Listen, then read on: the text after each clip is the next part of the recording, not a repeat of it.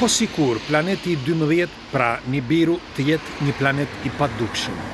E di që për dikë këto duken si fantazi, por dëgjojeni me vëmendje, sepse kjo është një teori që ka thënë Zakaria Sitchin dhe nuk e kishin kuptuar më përpara.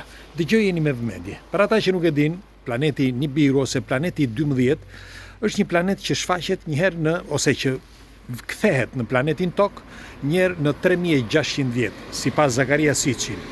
Por çfarë është ky planet dhe pse thoshin për këtë planet Sumerët?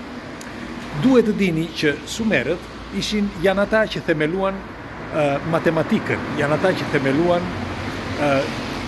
bujqësinë, janë ata që themeluan mjekësinë, ata që themeluan çdo gjë të civilizimit ton. Pra edhe vetë civilizimin ton, 33 ligjet e Hammurabit ndërtuan pra civilizimin që ne njohim sot. Pastaj të tjerët, grekët e lashtë ose si thon studimet, dhe pastaj romakët u mbështetën në këto dituri pra të Sumerëve. Por duhet të dini diçka. Sumerët e njihnin mirë sistemin ton diellor. Ç'është e vërteta, Sumerët e kanë projektuar dhe e kanë pikturuar ose të skalitur të 12 planetet në sistemin ton diellor. Madje, në shkrimet e tyre antike, Sumerët tregonin që dielli qëndron në mes dhe të gjithë planetet vërtiten përreth tij. Pra kjo është tepër e rëndësishme. Ne këtë e zbuluam vetëm pas viteve 1500, 1600. Bile, nëse ke mbani mend, kur Giordano Bruno thoshte që toka rrotullohet dhe pastaj Galileo Galilei me idet e tij tregoi se si këtu ka më shumë dritë, se si planetet përreth diellit vërtiten, atëre shkenca eci përpara. Pra ne e zbuluam këtë gjë pas viteve 1500. Dëgjoni me kujdes, sepse është vërtet e rëndësishme.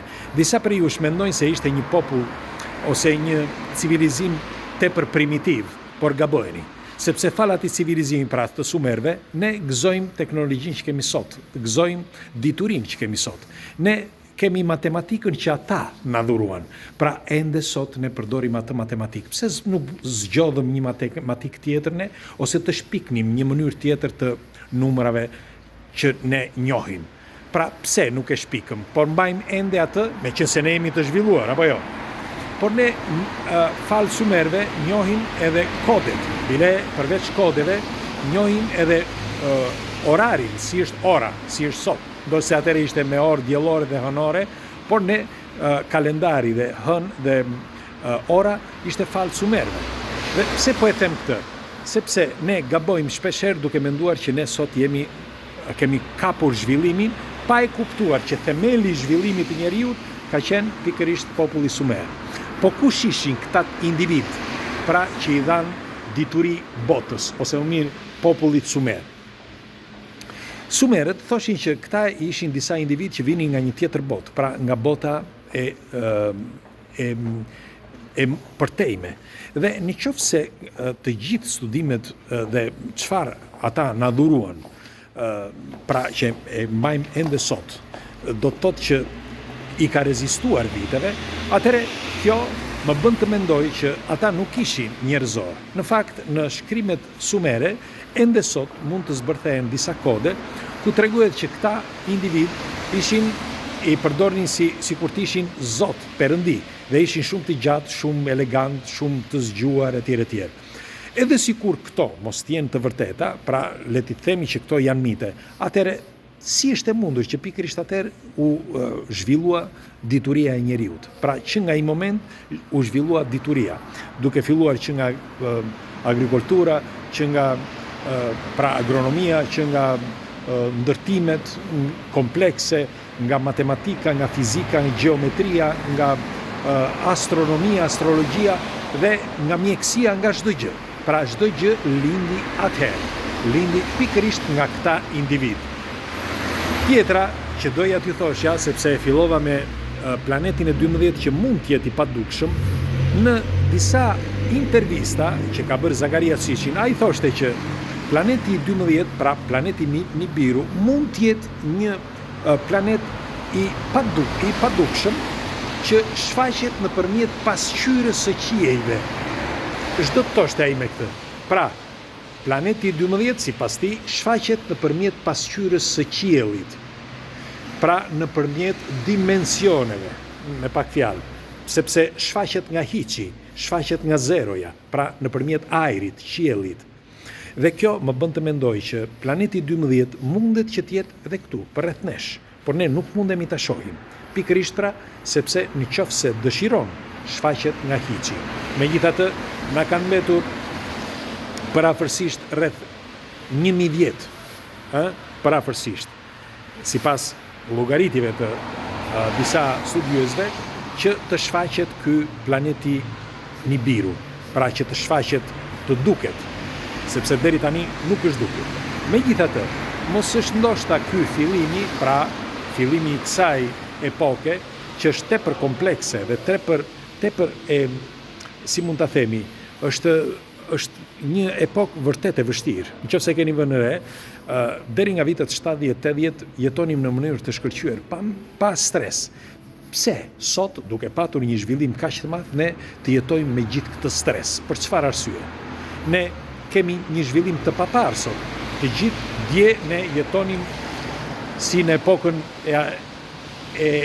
si mund ta themi, të lashta, sepse nuk kishim makina, nuk kishim celular, nuk kishim zhvillimi si kemi sot, dhe hanim pak, sepse s'kishte. Kurse sot, ham sa ngjeshemi, kemi makina, udhëtojmë sa të duam, kemi telefona, kemi çdo gjë. Dhe duke jetuar edhe më gjatë, ne prap jemi në tension. Pse? Pse në këtë periudhë jemi në tension? Pikërisht për këtë pra unë mendoj që ka diçka atje jashtë që ne nuk e kuptojmë, e perceptojmë, por nuk e kuptojmë dot. Dhe mund të jetë vërtet një trysni e madhe që vjen nga jashtë, pra nga pasqyra e qiellit, ashtu siç thoshte edhe Zakaria Sitchin. Doja që t'ja u tregoja këtë, sepse pikërisht para pak minutave, po lexoja për planetin e 12, që disa thoshte pse nuk erdhi planeti 12, pse nuk kalon. E para njëherë që nuk është koha, sepse nuk është tani koha. Nëse ne do bëjmë një llogari, siç e kishte bërë populli sumer, do të thotë që duhet të kalojnë akoma 300-400 vjet, 500 vjet, disa thonë dhe 1000 vjet, që të vi të kalojë, me një fjalë, planeti 12 ose planeti X. Por megjithatë, edhe sikur mos ishte kështu, për mendimin tim mund të jetë me të vërtetë ashtu siç thonë edhe në tekstet antike të sumerëve, që mund të shfaqet planeti 12 nëpërmjet pasqyrës së qiellit. Ju çfarë mendimi keni? A e kishit dëgjuar ndonjëherë këtë teori? Është vërtet shumë komplekse, por megjithatë duhet të dimë që ne njohim shumë pak nga bota që na rrethon, ne njohim 5%. Nga bota që na rrethon këtu mes nesh. Merreni me mend tani, në qoftë se ne do të shkonim jashtë orbite, sepse tregohet që deri tani është pak e vështirë, me një fjalë që thuhet që kemi qenë jashtë orbite.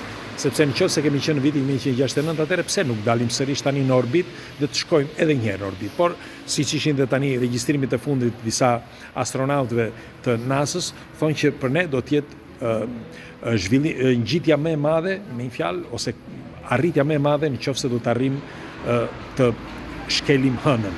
E tha para pak javësh, para pak muajsh, komandanti i ekspeditës që po përgatiten për të shkuar në hënë. Pra duket, nga fjalët që thot ai, duket sikur në hënë nuk kemi shkuar asnjëherë. Megjithatë ka shumë teori që thuhet që nuk kemi qenë, por edhe sikur të kemi qenë, mendimi im është që ne atje jashtë, ne nuk njohim këtu, njohim shumë pak këtu, merreni me mend atje jashtë. Ndaj do të dëshiroj një komenti tuaj çfarë mendimi keni, pres me padurim, ju përqafoj natën e mirë.